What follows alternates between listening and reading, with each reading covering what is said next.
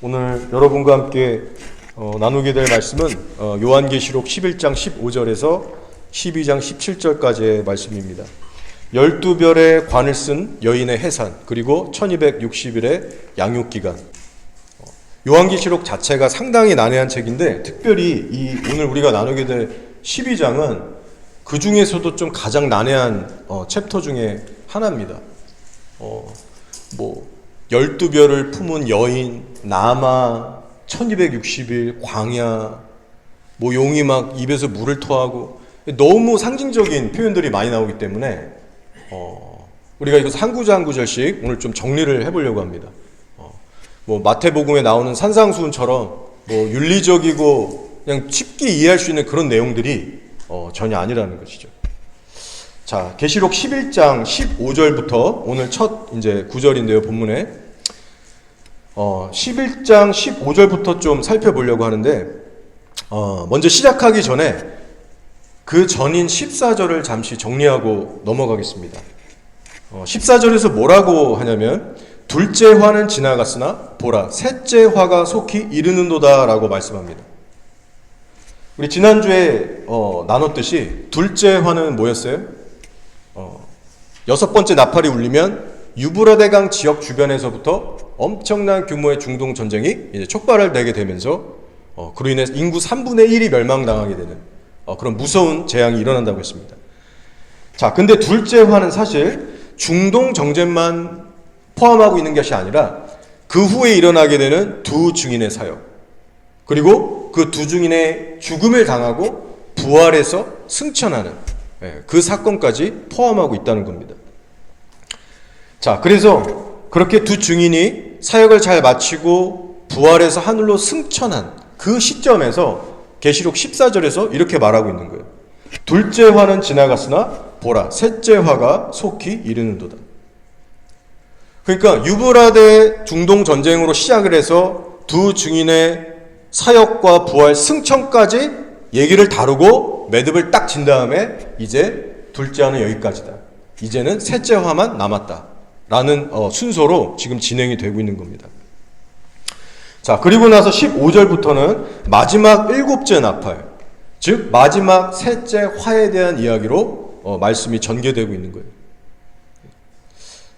이제 11장 내용을 간략하게 한번 살펴보겠습니다. 11장 15절에서 19절까지의 내용은 상당히 사실 단순한 내용들이에요. 여러분이 이미 제가 여러 차례 말씀드렸기 때문에 간략하게 정리하면 이런 겁니다.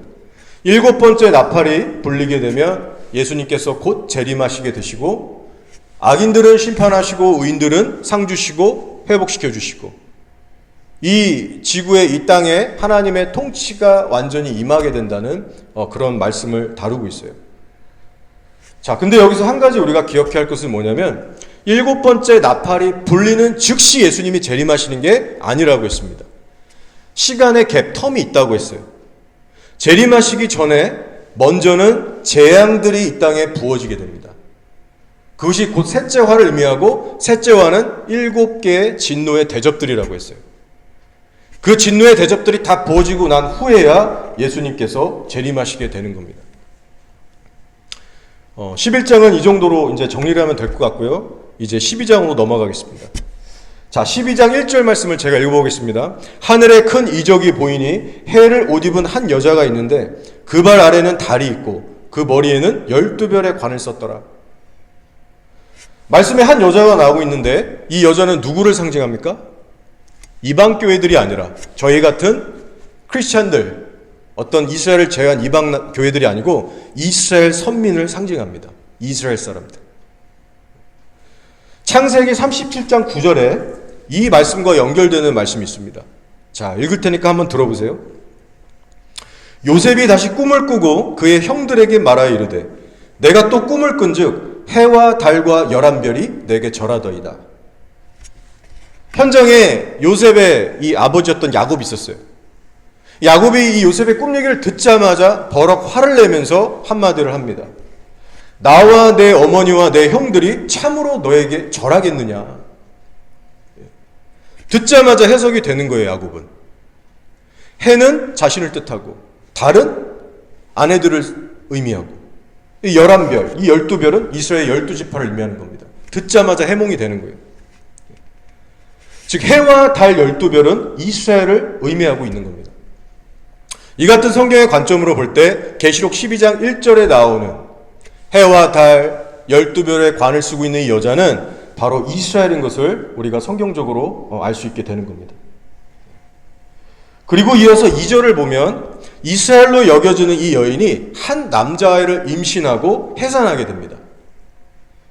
그리고 또 누가 등장하게 되냐면 이 아이를 집어 삼키려고 하는 큰 붉은 용이 등장하고 있어요. 사탄을 의미합니다. 자, 근데 용이 아기가 태어나기를 지켜보고 기다리면서 먼저 어떤 짓을 하나요? 4절에 그 내용이 나옵니다. 그 꼬리가 하늘의 별 3분의 1을 끌어다가 땅에 던지더라. 용이 해산하려는 여자 앞에서 그가 해산하면 그 아이를 삼키고자 하더니. 자, 순서를 보면 여인의 해산을 기다리는 가운데 꼬리로 하늘의 3분의 1의 별들을 끌어다가 땅에 던진다는 거예요. 하늘의 별 3분의 1을 땅에 던질 것이다. 자, 그러면 여기서 하늘의 별은 뭐를 의미하는 걸까요? 실제로 저 우주에 떠 있는 반짝반짝 빛나는 별들, 어떤 행성들을 의미하는 걸까요? 그렇지 않습니다, 여러분. 제가 한번 조사를 해봤어요. 우리가 속한 은하에만 약 1000억에서 4000억에 달하는 별들이 있답니다. 어마어마하게 셀 수 없는 별들이 이 은하계에 있는 거예요. 근데 그 수많은 별들 중에서 만약 3분의 1의 개체수가 이 지구에 막 추락해서 떨어진다. 상상할 수 없는 그 숫자의 별들이 그 3분의 1의 양이 지구에 떨어진다. 그럼 지구는 완전 박살이 나는 겁니다. 그 중에 극히 일부만 떨어져도 뭐 한 100개만 떨어져도 남아날 수가 없겠죠. 자, 근데 계시록 말씀을 보면 지구가 멀쩡합니다. 물리적인 지구에는 아무런 일도 없는 거예요. 여기서 3분의 1의 별들이 떨어진다는 건 물리적인 별을 의미하는 것이 아니고 영적이고 인격적인 존재들을 지칭하고 있는 겁니다. 별에 대해서 크게 두 가지로 해석할 수 있는데, 첫째 해석은 뭐냐? 사탄이 자신의 수하에 있는 악한 영들을 영계로부터 이 땅으로 보내는 것이다. 둘째 해석은 사탄이 하나님의 사역자들 중에 일부를 핍박하고 몰락시키는 것이다. 이렇게 크게 두 가지로 나뉩니다. 이외에도 여러 가지 해석이 있을 수 있지만 크게는 이 두 가지로 나뉘게 돼요. 저는 개인적으로 둘째 해석을 지지합니다. 그렇게 생각하는 이유는 말씀의 뉘앙스를 가만히 보면 그게 더 자연스러운 것 같아요. 자, 말씀해 보니까 그 용의 꼬리가 하늘의 별 3분의 1을 끌어다가 땅에 던진다라고 했어요. 신사적이지 못합니다. 별들을 끌어다가 땅에 던지더라. 이 던진다는 표현을 가만히 들여다보면 뭔가 강압적인 그런 포스가 느껴져요. 뭔가 좀 부자연스럽고 억압적인 느낌이 듭니다. 그러면 자연스럽게 이런 생각을 해보게 되는 거예요. 사단이 자기 수하에 있는 악한 영들을 지구에 보내는데 왜 굳이 던진다는 표현을 써야만 할까?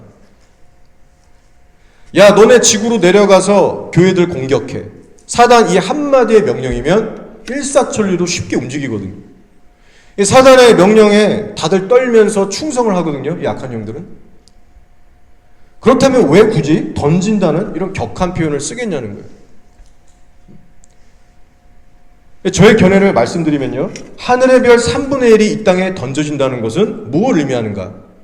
바로 마지막 한 일에 7년의 대환란이 시작되기 전에 하나님의 사역자들 중 일부가 사단의 핍박에 의해서 몰락되고 고난 속에 들어가는 그런 사건으로 저는 보고 있습니다.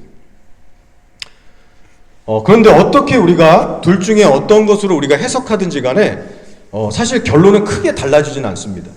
예를 들어서 사단의 수하에 있는 3분의 1의 악한 영들이 지구로 와서 우리 교회들을 괴롭히는 그쪽으로 해석을 하든, 아니면 직접적으로 사역자들을 괴롭히는 그런 사건으로 해석하든, 결과적으로는 하나님의 백성들이 핍박을 받고 어려움을 겪는다는 것은 변함이 없는 거예요. 자, 그러면 이제 중요한 질문을 하나 또 해봐야 되는데, 이 여자가 낳은 남자아이는 대체 누구를 상징하는 것인가? 이 남자아이는 대체 누굴까? 라는 질문입니다. 아이에 대한 설명이 5절에 나오고 있는데 제가 한번 읽어보겠습니다. 여자가 아들을 낳으니 이는 장차 철창으로 만국을 다스릴 남자라. 그 아이를 하나님 앞과 그 보좌 앞으로 올려가더라. 자, 많은 목사님들이요, 이 남자아이를 누구로 해석하냐면 예수 그리스도로 해석합니다. 예. 자, 근데 그럴 만도 한 게 예수님의 탄생과 행적을 보면 이 말씀에 딱 들어맞습니다.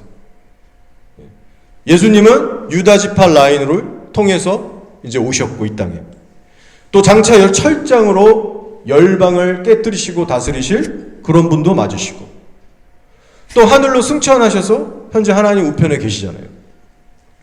그래서 이 말씀 한 구절만 보면 예수 그리스도로 해석해도 전혀 무리가 없어 보입니다. 자, 근데 그 다음 구절인 6절하고 연결시켜서 보기 시작하면, 그리고 그 후에 나오는 내용들을 종합해서 보기 시작하면 아이를 예수님으로 보는 것이 상당히 부자연스러워지기 시작합니다. 연결이 전혀 되지 않는 것을 여러분 발견하실 수 있을 거예요. 6절에 이르기를 그 여자가 광야로 도망하매 거기서 1260일 동안 그를 양육하기 위하여 하나님께서 예비하신 곳이 있더라. 자, 아이는 지금 하나님 보좌로 올라간 상태입니다. 그리고 이 땅에 누구만 남겨졌느냐? 아이를 낳은 여자가 땅에 남겨져 있는 거예요. 근데 이 여자가 아이를 해산한 후에 어디로 갑니까? 사탄을 피해서 광야란 곳으로 가서 1260이라는 구체적인 날수 동안 하나님의 돌보심을 받습니다. 자, 그럼 여러분에게 한번 질문해 볼게요. 예수님이 부활 승천하신 뒤에 2000년 전이죠. 예수님께서 부활 승천하신 후에 이스라엘 백성들이 어떤 은밀한 광야 같은 곳에 가서 하나님의 어떤 특별한 어떤 돌보심을 1260일 동안 받았나요? 3년 반이라고 하는 시간 동안 사단의 공격을 피해가면서 하나님이 예비하신 은신처에서 돌봄을 받았냐라는 겁니다. 그렇지 않잖아요.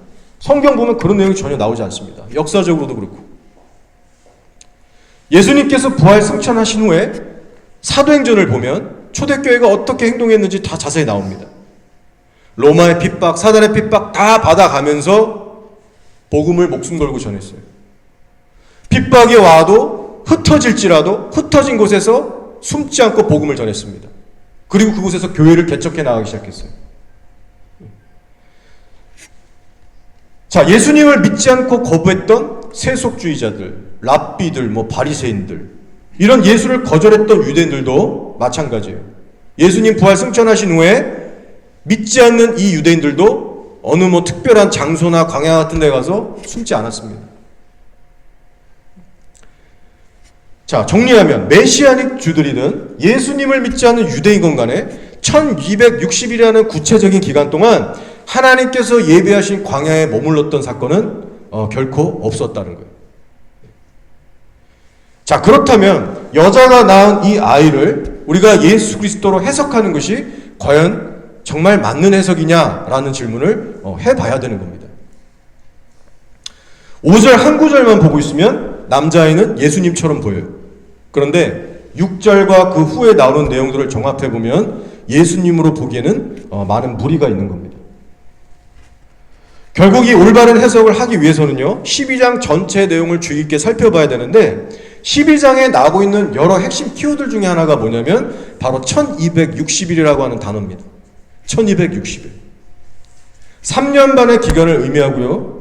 성경이 1260일 혹은 3년 반이라는 기간을 설명할 때는 항상 마지막 한 일에 대해서 얘기할 때만 언급됩니다. 인류 마지막에 있을 7년의 대환란을 이야기할 때만 1260일을 사용하고 있어요. 다니엘서도 그렇고 계시록도 그렇고 구약 신약에서 공통적으로 발견되는 그런 사용 문구입니다. 그런 관점으로 계시록 12장을 볼 때 지금 12장에서 일어나고 있는 사건들은 이 사건들의 시점은 초대교회 시절 얘기가 아니라 마지막 한 일회 때 벌어질 사건들을 말하는 거구나. 우리가 명확하게 이해할 수 있다는 것이죠. 자, 이어서 12장 후반부를 보시면 같은 내용이 반복돼서 또 나옵니다. 여인이 아이를 낳고 그 후에 1260일 동안 예비하신 곳에서 양육을 받더라. 이 내용이요, 두 번에 걸쳐 반복돼서 나옵니다. 1절, 6절에 처음 나오고 나중에 13절에서 17절에 반복해서 또 나옵니다. 그래서 제가 13절부터 지금 한번 읽어보려고 하는데 한번 잘 들어보세요. 용이 자기가 땅으로 내쫓긴 것을 보고 남자를 낳은 여자를 박해하는지라. 그 여자가 큰 독수리의 두 날개를 받아 광야 자기 곳으로 날아가 거기서 그 뱀의 낯을 피하여 한 때와 두 때와 반 때를 양육받으며. 자, 여기에 나오는 한 때, 두 때, 반 때도 정확히 3년 반을 의미합니다. 1260일을 의미하는 거예요. 여자가 큰 독수리의 날개를 받아서 하나님이 예비하신 광야로 가서 연단을 받는데요. 다시 말씀드리지만 이스라엘 역사 가운데 이런 사건은 일어난 적이 없습니다. 다가오는 대환란의 시기에 일어날 사건이에요. 그때 여자의 뒤에서 뱀이 그 입으로 물을 강같이 토하여 여자를 물에 떠내려 가게 하려 하되 땅이 여자를 도와 그 입을 벌려 용의 입에서 토한 강물을 삼키니. 자, 이 난해한 구절 중에 하나입니다. 용이 물을 강같이 토해서 이 여자를 삼키려고 했대요. 공격한 거예요, 여자를. 이 어떤 공격일까요? 문자 그대로 뭐 용이 물을 뿜고 이런 건 아니잖아요. 추측해 보면 적그리스도가 통제하고 다스리는 어떤 이 사람들의 군대, 군사들을 파견해서 이 이스라엘을 상징하는 이 여자를 추격하고 잡으려고 하는 어떤 그런 해석을 해볼 수 있습니다. 확실한 건 가봐야 알겠지만 이 본문을 통해 분명히 드러나는 것은 뭐예요? 사단이 어떤 식으로든 여자를 추격하고 잡으려고 애를 쓰겠지만 하나님의 도우심이 함께하기 때문에 번번이 실패한다는 겁니다. 예를 들면 이런 일이 있을 수 있어요. 이스라엘의 최대 우방 국가인 미국이 이스라엘을 어떻게든 감싸돌고 도와줄 수도 있고, 혹은 그 어떤 초자연 방법, 또 어떤 다른 방법을 통해서 이 적그리스도가 이스라엘을 잡으려고 할 때 이 신앙인들을 어떤 식으로든 이렇게 커버를 해줄 수 있는 그런 구도로 갈 수도 있는 겁니다. 어찌됐든 간에 1260일이라는 기간 동안 여자를 도우시는 하나님의 은혜가 있다고 말씀하고 있습니다. 그래서 이 사탄은 자기 맘대로 안 되니까 얼마나 답답하고 화가 나겠어요. 뭐 시도해도 다 막히고 실패하니까 막 머리에 화가 끝까지 나서 그때부터 온 세상의 성도들에게 분풀이를 하기 시작하는 겁니다. 말씀해 보니까 용이 여자에게 분노하여 돌아가서 그 여자의 남은 자손 곧 하나님의 계명을 지키며 예수의 증거를 가진 자들과 더불어 싸우려고 바다 모래 위에 서 있더라. 이때부터 우리가 알고 있는 666 환란 시대가 펼쳐지는 겁니다. 후 3년 반의 시대가 펼쳐질 것을 예고하고 있는 거예요. 그 여자의 자손, 여기서 말하는 전 세계에 퍼져 있는 성도는 저와 여러분 같은 이방 교회 성도들을 의미합니다. 이스라엘만 공격하는 게 아니라 이제는 적그리스도를 따르지 않은 모든 전 세계의 성도들을 무차별로 이제 공격하기 시작하는 거예요. 자, 결론적으로 아이를 낳은 여자는 누구고 또 태어난 남자아이는 누구를 상징하는가? 앞서 말씀드린 대로 해, 달, 12별을 품은 여자는 이스라엘을 의미한다 했습니다. 자, 그런데 중요한 게 여기 있어요. 여기서 이스라엘이라고 할 때는 율법주의에 갇힌 유대주의자들, 랍비와 바리새인 같은 자들, 그리고 신앙 종교에 아예 관심 없이 세속적으로 살아가는 세속적인 유대인들, 그런 불신자들에 속한 유대인들은 이 이스라엘에 포함되지 않고 있는 겁니다.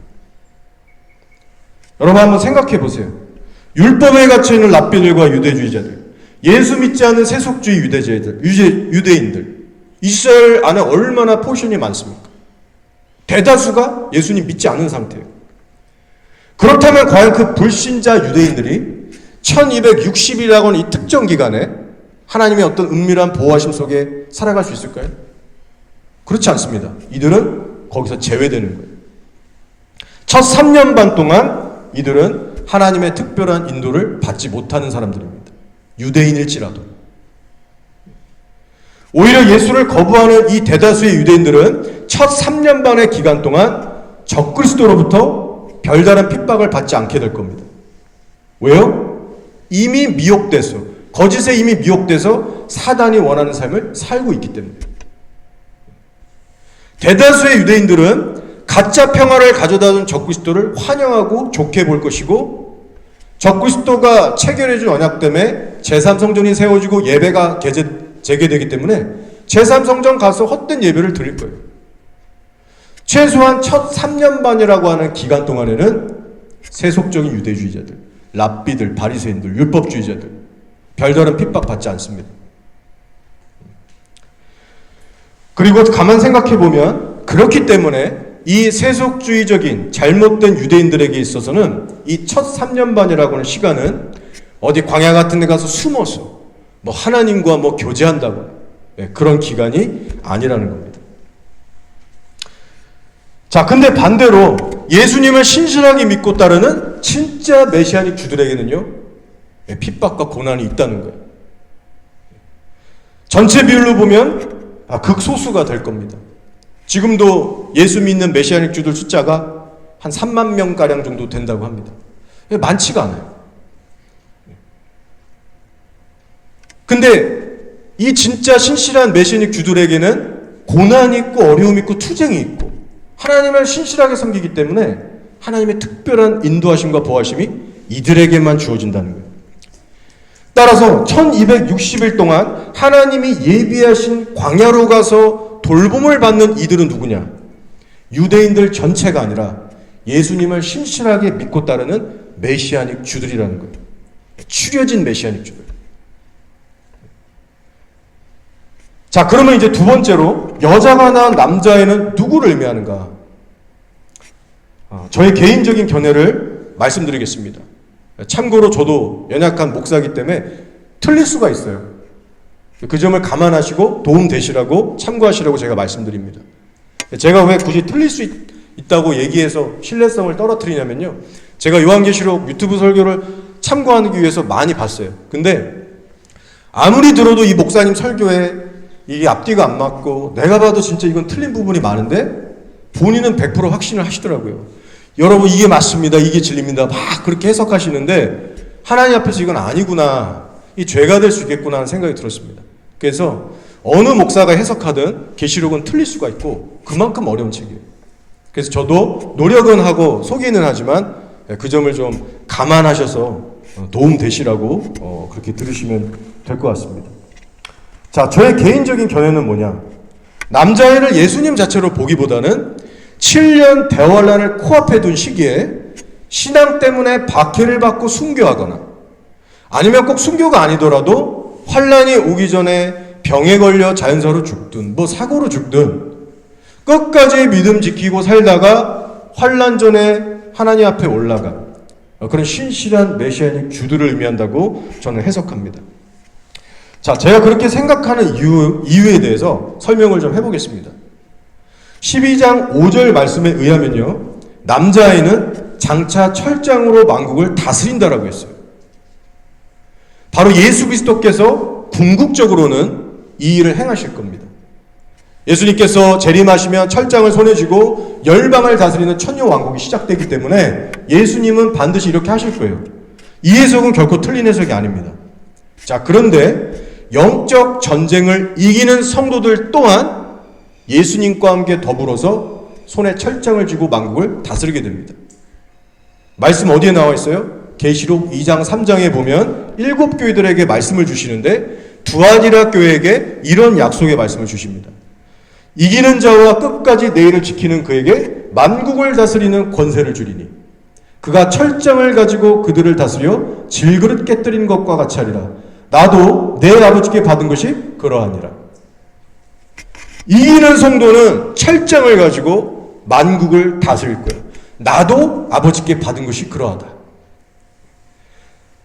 철장으로 만국을 다스릴 자는 예수님뿐만이 아니라 이기는 성도들도 포함된다는 거예요. 이기는 자들은 함께 열방을 다스리게 되는 겁니다. 자, 우리가 또 살펴봐야 될 말씀이 있습니다. 오늘 계시록에 나오는 이 남아, 남자아이, 이 비슷한 표현과 상황이 이사야서에 또 나오고 있어요.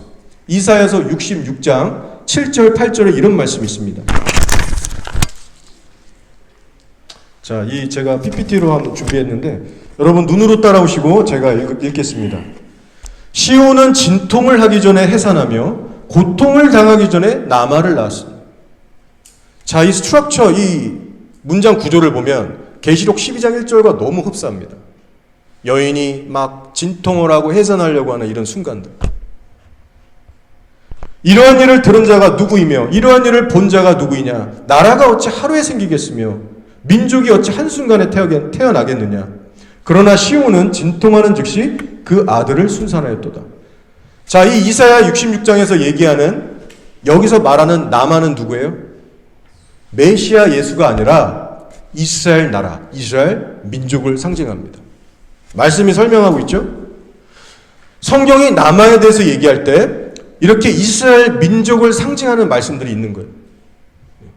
그렇기 때문에 계시록 12장에 나오고 있는 남아를 우리가 해석할 때 이 남자애는 무조건 예수님이지. 하늘로 승천하고 뭐 이런 표현 보니까 무조건 예수님이지. 그렇게 단도직입적으로 단언할 수 없다는 겁니다.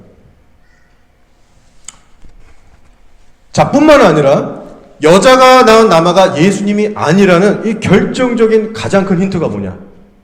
바로 여자가 아이를 낳은 후에 하나님이 준비하신 광야로 가서 1260일 동안 사단으로부터 보호를 받고 거기서 연단을 받았다라는 거예요.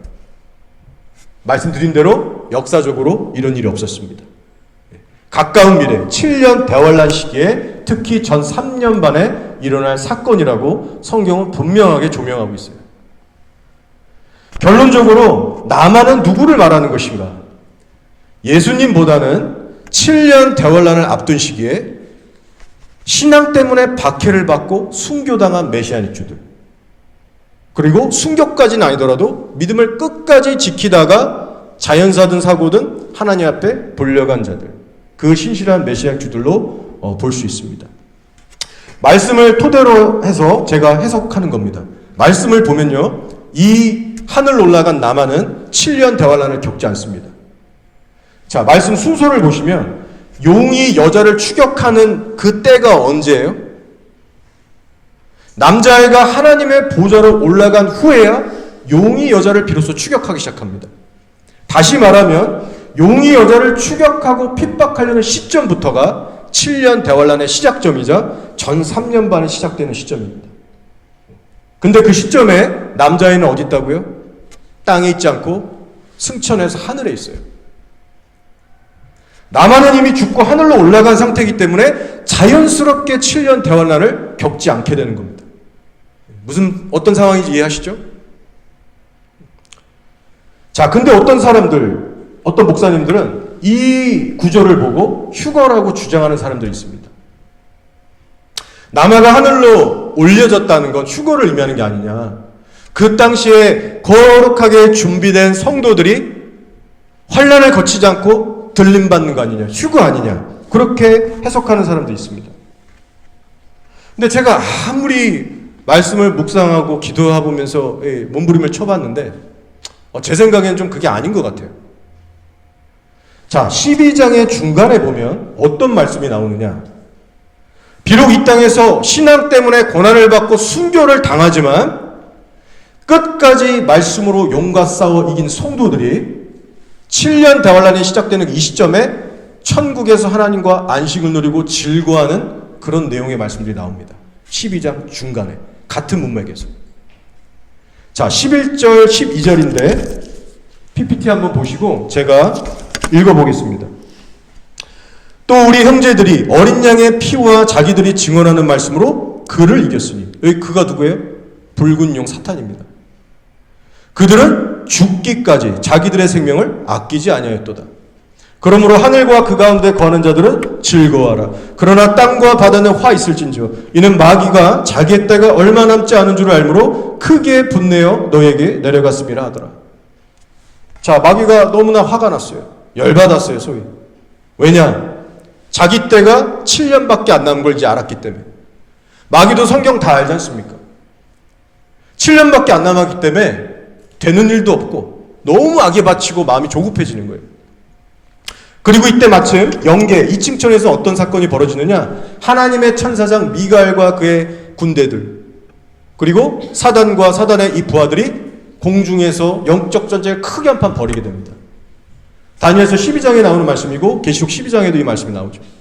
그때 미가엘이 승리를 하게 되고 사탄과 그의 군대는 영원히 이 땅으로 1천층으로 영원히 추방이 돼요. 완전히 내려오게 돼서 더 이상 그 2층천 영계에 설 자리가 없게 됩니다. 욥기 시절만 봐도 하나님 보좌에 올라가서 참수했잖아요, 욥을. 근데 3층천은 고사하고 2층천에도 있지 못하는 거예요.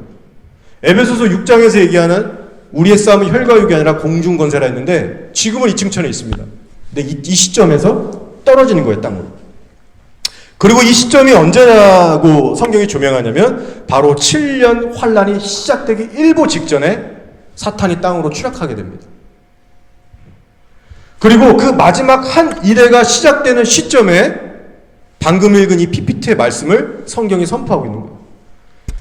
우리 형제들이 어린 양의 피와 자기들이 증언하는 말씀으로 그를 이겼으니 그들은 죽기까지 자기들의 생명을 아끼지 아니하였도다. 자, 순교자들을 얘기하는 거예요. 그들은 죽기까지 생명을 버리면서까지 말씀으로 용과 싸워 이겼다. 문맥의 흐름을 보세요, 여러분. 7년 환란이 시작되기 전에 이런 순교의 사건들이 있다는 거예요.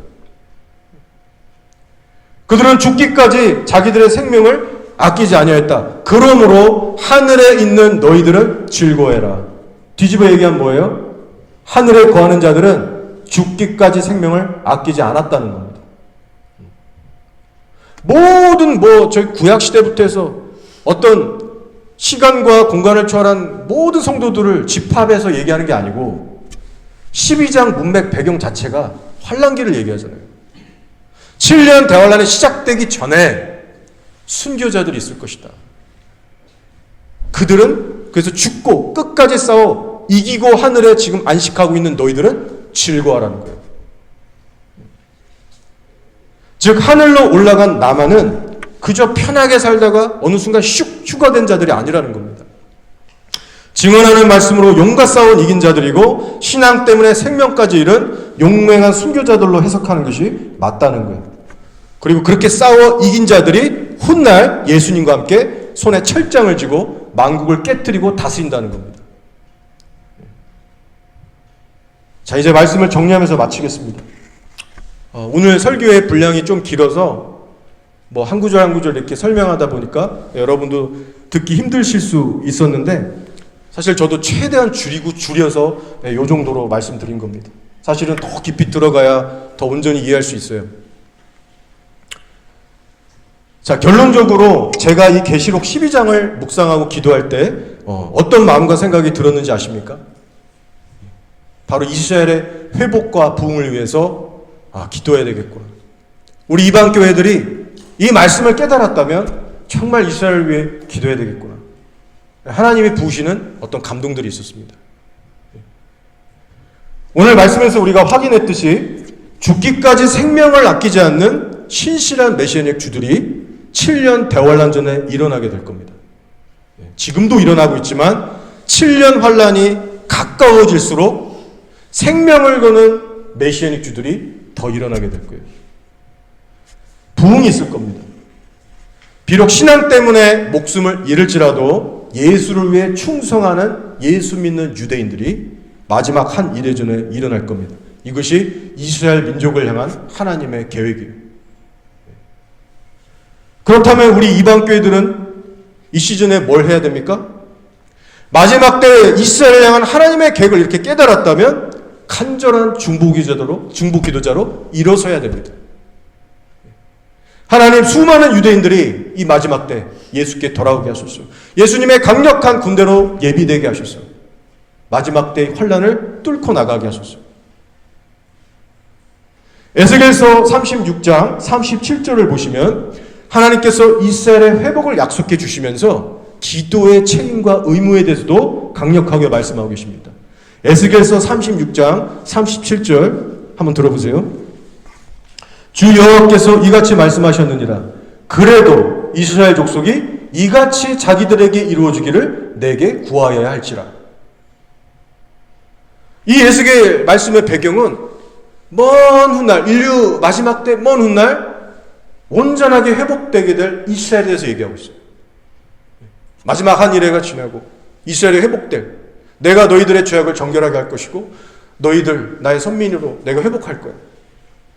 그런 배경에서 주시는 말씀이에요. 그러나 기도로 구하여야 할지니라. 이같이 자기들에게 이루어지기를 내게 구하여야 할지니라. 자, 근데 오늘날 많은 사람들이 착각하고 있습니다. 하나님의 뜻이 그러하다면 때가 되면 저절로 이루어지겠지. 우리가 굳이 기도 열심히 안 해도 하나님이 알아서 이루시겠지. 하나님 뜻이니까. 뭐하러 우리가 그렇게 애를 써야 되나? 근데 아닙니다, 여러분. 하나님의 뜻을 깨달았다면 간절하게 기도해야 되는 거예요.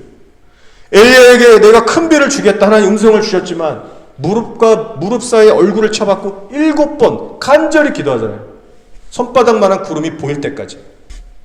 기도 안 하고 우두커니 하늘만 보면 안 되는 거예요.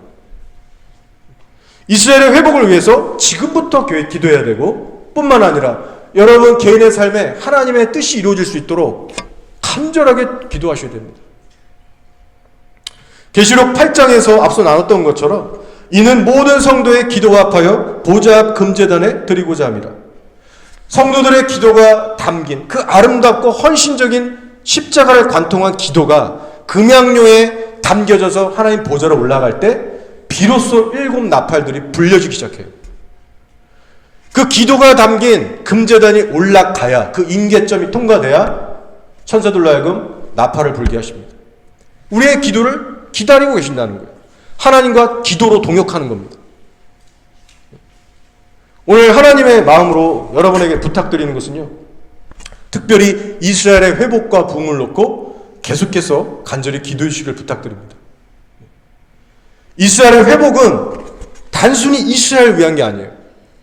하나님의 영광을 만천하에 드러내고 하나님의 살아계심을 만천하에 드러내는 것과 직결되어 있습니다. 그래서 이스라엘을 우리가 품고 그 회복을 위해 기도하는 것은 하나님의 영광을 드높이는 일과 연관되어 있습니다. 오늘 계시록 말씀을 묵상할 때 구체적인 기도 제목들이 나오게 됩니다. 하나님, 7년의 환란이 오기 전에 많은 유대인들이 예수님께 돌아오게 하시고 순교자의 영성으로 준비되게 하소서. 그리고 7년의 환란기를 통과하게 될 메시아닉 주들도 끝까지 용과 싸워 이기게 하소서. 간단한 기도 제목입니다. 그러나 너무나도 시급하고 중요한 기도 제목입니다. 오늘 말씀으로 함께 확인한 것처럼 첫 3년 반의 기간 동안에는 여인이 광야에서 양육을 받는다고 했습니다. 그런데 양육을 광야에서 받는다고 해서 여인이 입을 닫고 몸살이고 침묵하는 시간은 결코 아니라는 것을 여러분 기억하세요. 어딘가에서 사단이 무서워서 꽁꽁 숨고 입 다물고 있는 시기가 아닙니다. 자, 그 이유가 뭐예요? 지난주 설교에 얘기했듯이 첫 3년 반의 기간은 하나님의 강력한 두 증인이 일어나는 때입니다. 정말 전무후무한 하나님의 강력한 두 증인들이 일어나서 전 세계적으로 강력한 회개복음을 외치면서 성령의 온갖 기적과 재앙들로 전 세계를 들었다 놨다 하는 시기예요. 적그리스도도 전 3년 반 동안은 이들을 함부로 죽일 수가 없습니다.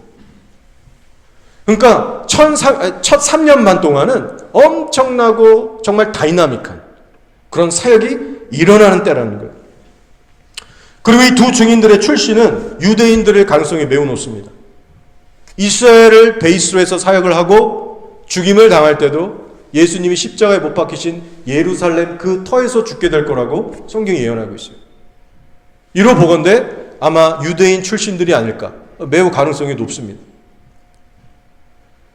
어쨌든 이 첫 3년 반의 시기는 모든 메시아닉 주들에게 있어서 결코 침묵의 시기는 아니라는 거예요.